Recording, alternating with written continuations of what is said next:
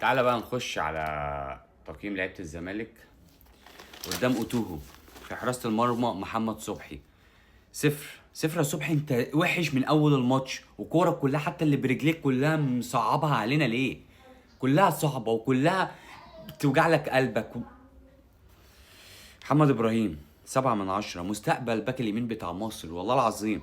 حسام عبد المجيد 8/10. والجون حلو قوي يا حسام، وواقف مظبوط ويعني ما شاء الله. محمد اسماعيل 5/10. 5 عشان انت كنت كويس، لكن انت كنت سبب اساسي في الجون اللي جه فينا. بنتايج 9/10. كان حلو قوي النهارده وجاب كرة في العارضة وبيطلع. انا بحب بقى بنتاج لما يطلع ويدي اوفر ويتني مش مهم يعني، حتى ما جوش اجوان، بس انت بتصنع خطورة، انت لعيب خطر، لازم تصنع خطورة. لان انا خلاص عارف انك في الدفاع كويس، فمحتاجك تبقى قدام برضو نفس القصة. محمد شحاتة الجندي المجهول اللي حسينا بيه قوي في ماتش انبي. انت ممكن النهارده هو محمد شحاتة انت ما عملش الواو، بس والله الواد ده لو هو موجود في الملعب انت هتلاقي نفسك ملط. 8/10. فتوح 6/10. ما مش احسن حاجه فتوح النهارده. عبد الله كان كويس قوي النهارده 8/10. خوان يعني مش عايز اظلمه لان هو حته الشمال دي برضه هو مش حتته، يعني هو بيلعب يمين، بس انا عدي عندي نجم في اليمين، حرفيا نجم وهداف في الحته بتاعت الوينج اليمين دي.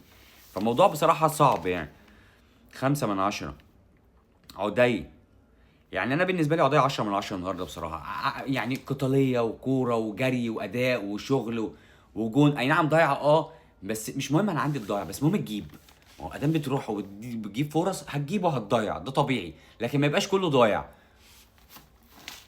وعجبني قوي الجون بتاعه اللي واقف مظبوط وعنده الحته بتاعت الفولو، ان الكوره هتنزل ممكن تسقط من الجون، انا واقف صح وحط رجله مظبوط قوي.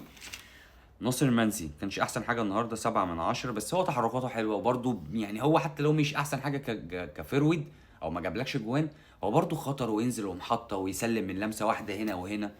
ان شاء الله يعني كويس، هو يعني مش متعودين منه على كده، متعودين على احسن. احمد ربيع ده لو كان بدأ الماتش انا كنت هديله من 10/10، بس هو 9/10. لعيب يا جدعان حلو قوي، او هو النهارده كان حلو قوي. مفيش كوره خرجت من رجل احمد ربيع النهارده غير لما تبقى 10/10. الكور كلها خطره جدا كمان اللي بيطلعها. نزل ادم برضو كان كويس قوي، جاب جون اتحسب اوفسايد 8/10.